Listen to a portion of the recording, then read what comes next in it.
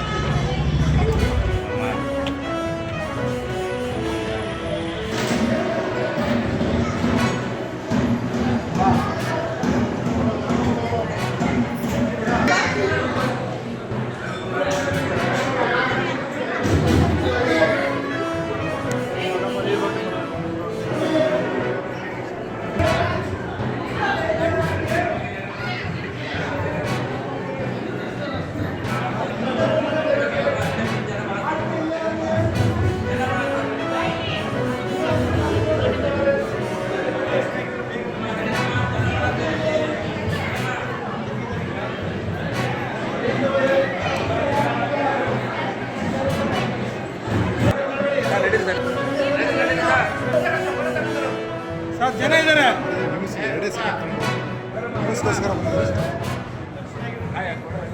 ಬರ್ರಿ ನ್ಯೂಸ್ ಅಂದ್ರೆ ನಮ್ಮ ಸಾರ್ ಹತ್ರ ಮಾತಾಡ್ಸಿ ಒಂದು ಸ್ವಲ್ಪ. ಬರ್ರಿ ಮಾತಾಡ್ತೀನಿ. ಬರ್ರಿ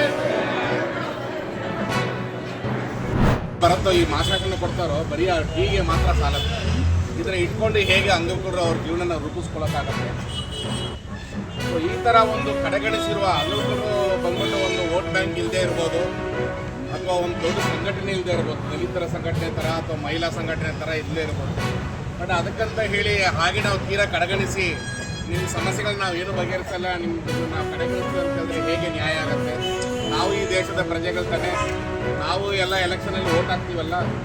ಅಟ್ಲೀಸ್ಟ್ ಮಾನವೀಯತೆಯಿಂದ ಏನು ಅವರ ಸಮಸ್ಯೆಗಳು, ಅವ್ರಿಗೆ ಏನು ಮಾಡಬೇಕು ಅನ್ನೋದನ್ನು ನಾವು ಜಿಲ್ಲಾಧಿಕಾರಿಗಳು ಇದಕ್ಕೆ ಒಂದು ಗಮನ ಮಾಡಿ ಇದನ್ನು ಒಂದು ಸಾಲ್ವ್ ಮಾಡಬೇಕು.